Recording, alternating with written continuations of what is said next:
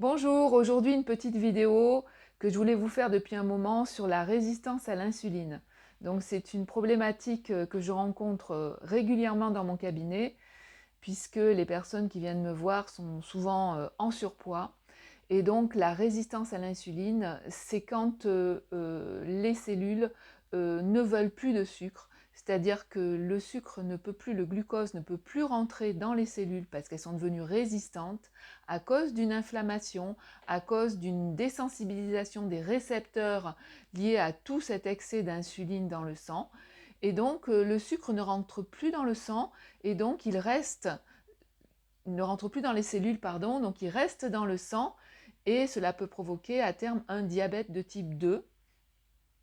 Et par ailleurs, comme le sucre n'arrive pas à rentrer dans les cellules, il y a une famine cellulaire et donc le foie va se mettre à produire lui-même du sucre, c'est la néoglucogénèse, alors qu'il y en a déjà plein dans le sang. Et donc il va le produire à partir de quoi? Évidemment à partir du muscle, à partir des acides aminés.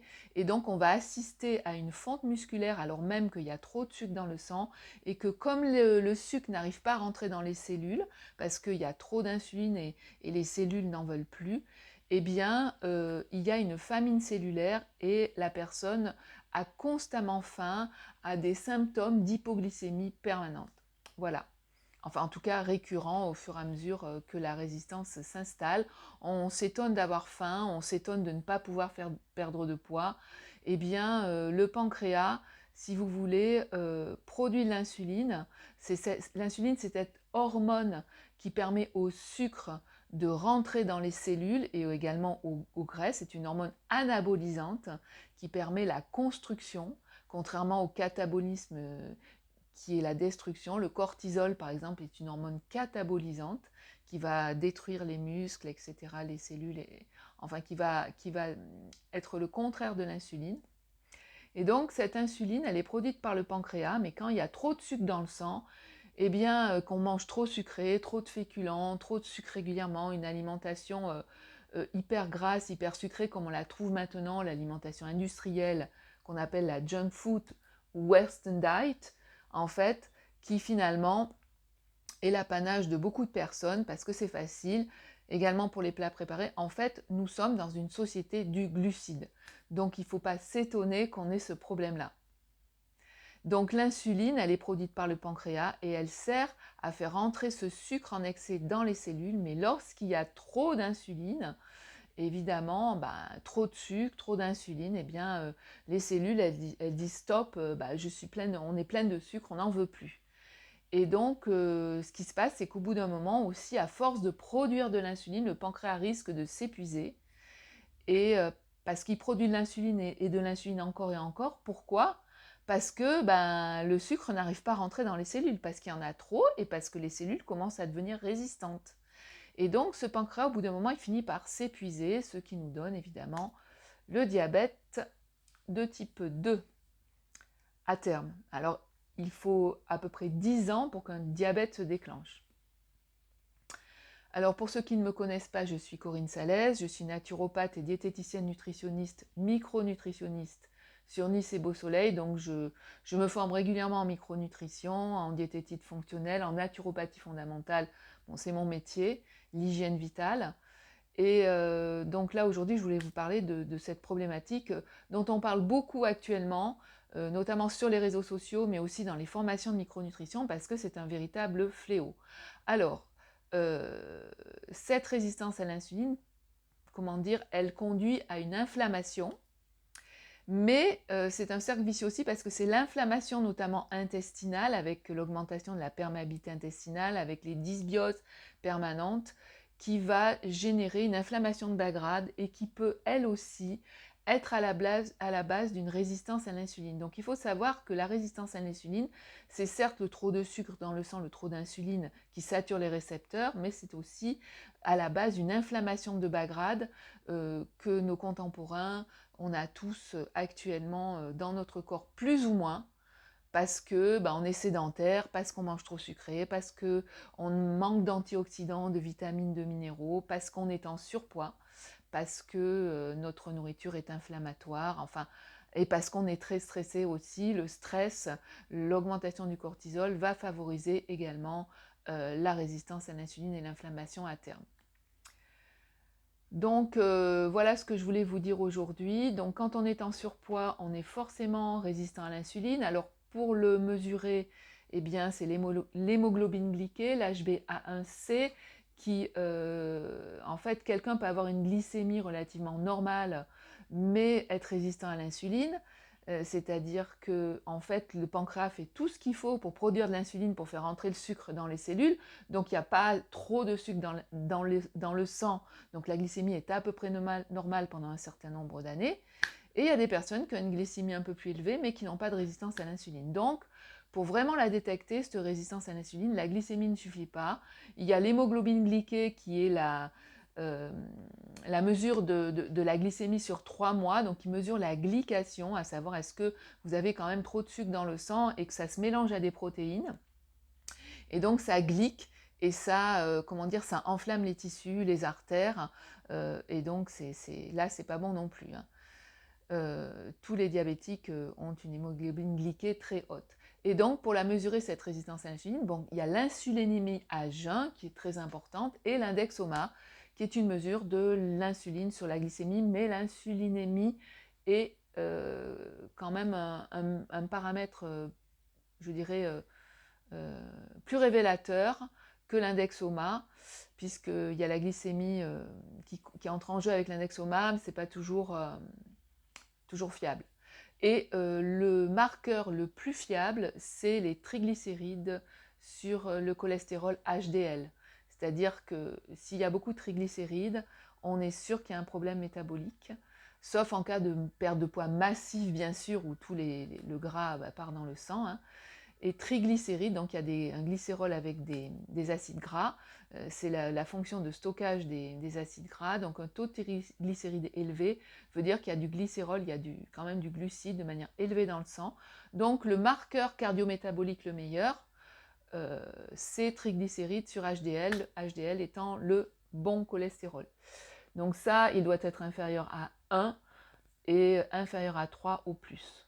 Dès que vous atteignez, vous êtes supérieur à 1 et 3, c'est le maximum. Donc ça, c'est un bon indicateur. Donc c'est ce que je voulais vous dire. Et pour perdre du poids, évidemment, on est toujours, quand on est en surpoids, en résistance à l'insuline, il y a une inflammation dans le corps. Et c'est pour ça qu'en fait, il faut venir à bout de l'inflammation. Je pense que j'en ai déjà parlé dans d'autres vidéos. Il faut venir à bout de l'inflammation pour pouvoir commencer à perdre du poids. Parce que quelqu'un qui est résistant à l'insuline, qui a donc un syndrome métabolique, hein, il va commencer à perdre du poids au bout d'environ 12 à 14 heures de jeûne. C'est-à-dire qu'en fait, il va commencer à taper dans ses cellules graisseuses beaucoup plus longtemps qu'après une personne normalement sans syndrome métabolique, métaboliquement saine, qui elle, au bout de 4 heures, une fois qu'elle a digéré son repas, elle va pouvoir aller taper dans ses graisses parce qu'il n'y a pas toute cette inflammation, tout ce sucre dans le sang, toute cette insuline qu'il faut, si vous voulez, éliminer avant de commencer à perdre du poids. Donc il faut mettre un terme à l'inflammation avant de commencer à pouvoir perdre du poids quand on est en surpoids.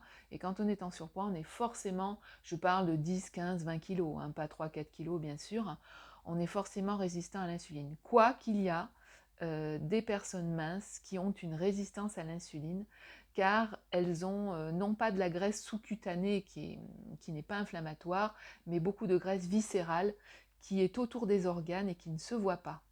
Donc ce qu'on appelle, c'est des personnes minces et qui peuvent être résistantes à l'insuline, mais il y a toujours un petit marqueur, c'est le ventre en fait. Le ventre est toujours gonflé, donc ça veut dire que, je ne parle pas de ballonnement, hein, je parle de graisse qui est autour des organes et qui va légèrement gonfler le ventre.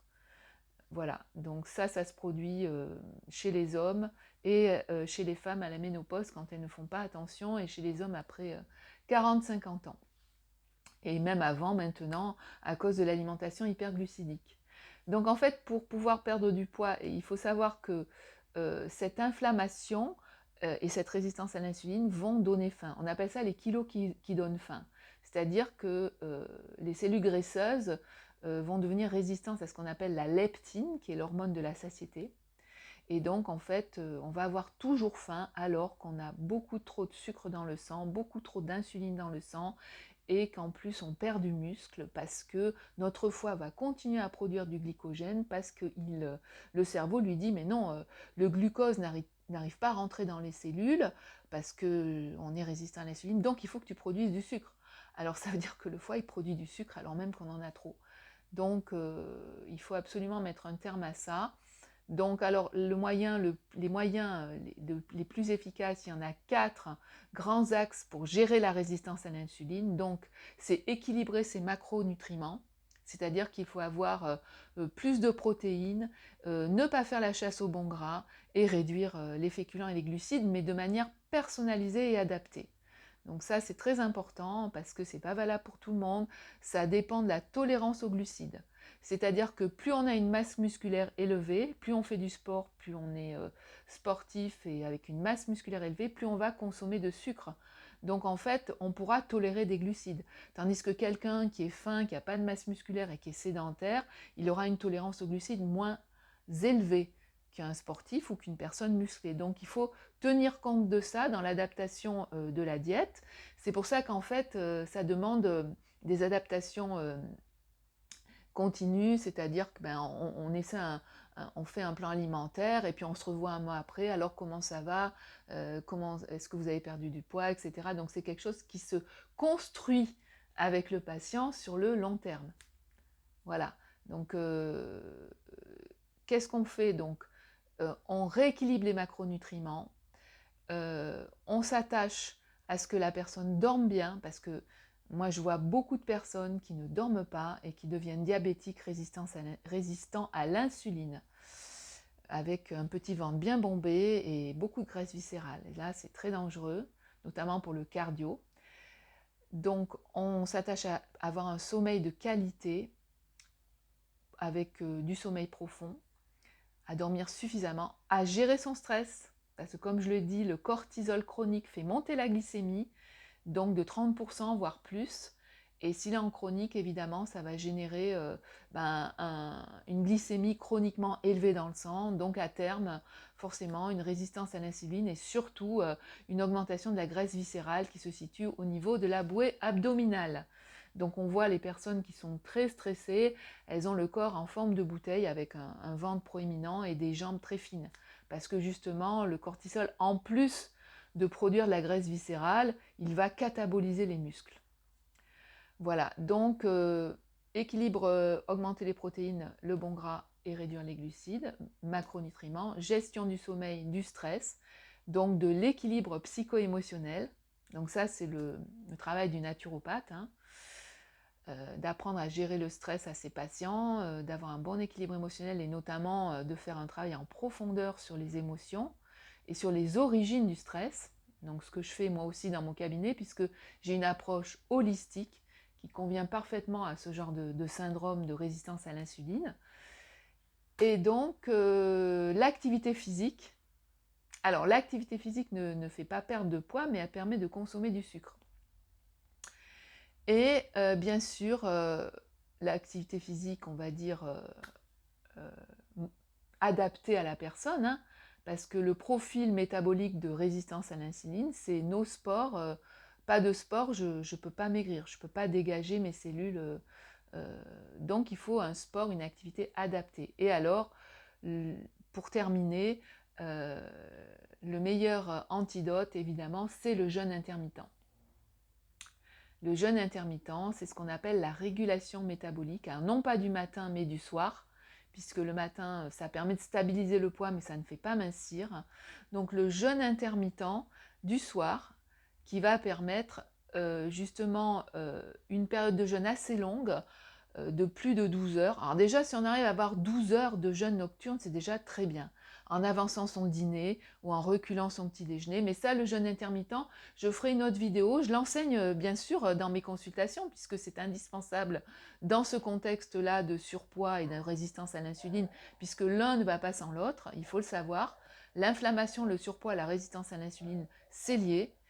Et donc le jeûne intermittent, on va dire adapté, à partir de 3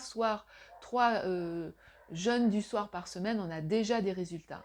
Donc on peut aussi commencer par avancer son dîner, reculer son petit déjeuner, petit à petit, on fait ça très progressivement, on peut avoir 12 heures de jeûne nocturne, 14 heures, ensuite 16 heures, on adapte, on fait un 16-8, on peut changer suivant les jours, suivant ses disponibilités, suivant sa motivation, et puis évidemment, tout le monde n'est pas égal par rapport au jeûne intermittent, hein. S'il y a une grosse hypothyroïdie, voilà, on pourra pas forcément, ça dépend encore du cas, hein, il faut bien faire une anamnèse hyper poussée, hein, c'est ce que je fais. On ne pourra normalement pas faire de jeûne intermittent trop poussé. Donc ce jeûne intermittent va permettre de libérer le sang de toute cette insuline, elle va permettre, si vous voulez, de taper dans les réserves de graisse, et elle va permettre de petit à petit désensibiliser les récepteurs. Et c'est très important et de réduire l'inflammation de manière rapide, de façon à ce que la personne, le patient, ne soit pas déçu et ne se lasse pas. Parce qu'un régime, entre guillemets, enfin, même en adaptant les macronutriments et en faisant du sport, quelquefois, avec 3 repas par jour classiques, eh bien, on ne vient pas à bout assez rapidement et de la résistance à l'insuline, puisque c'est cette période de jeûne qui va être fondamentale pour pouvoir déclencher un amaigrissement par la baisse inflammatoire. Et ce qui permet aussi, ce qu'on couple avec ce jeûne intermittent du soir et cette régulation métabolique, ce sont les acides gras oméga 3, les huiles de poisson des mers froides qui sont hyper anti-inflammatoires, couplées avec 10 000 UI de vitamine D3 par jour, c'est-à-dire beaucoup de vitamine D qui est elle aussi anti-inflammatoire. On arrive à venir à bout de cette résistance à l'insuline. Et pour terminer, en ce qui concerne donc l'activité physique, ce sont surtout des exercices de résistance et de musculation pour augmenter la masse musculaire et pour pouvoir absorber plus de glucose. Et donc ça peut se faire de manière très simple, ça peut être avant le petit déjeuner, 10-15 minutes de vélo d'appartement. Déjà là, on va commencer à puiser dans les réserves graisseuses puisqu'on n'a pas mangé. Et à son rythme, bien sûr, toujours.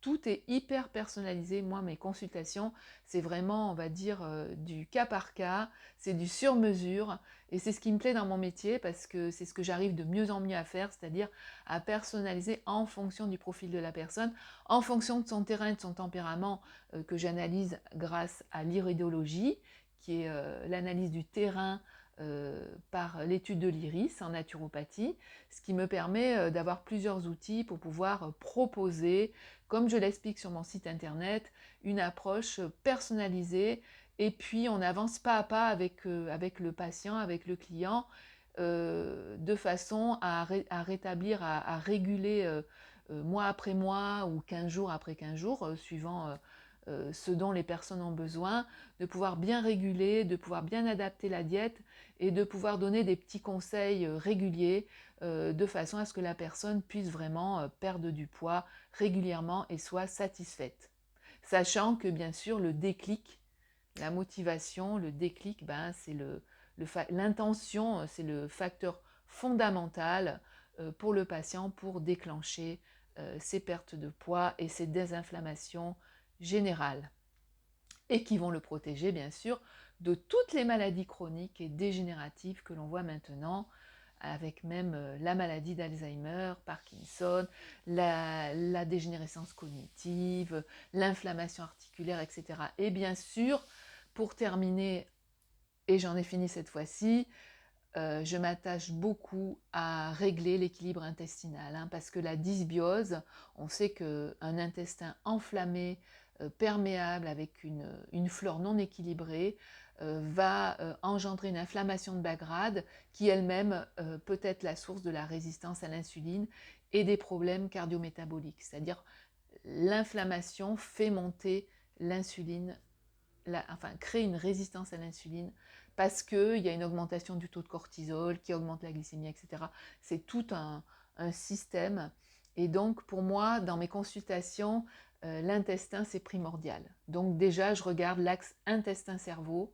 C'est la première chose que je fais. Donc j'ai évidemment une anamnèse complète qui prend en compte tous les aspects dont je viens de vous parler.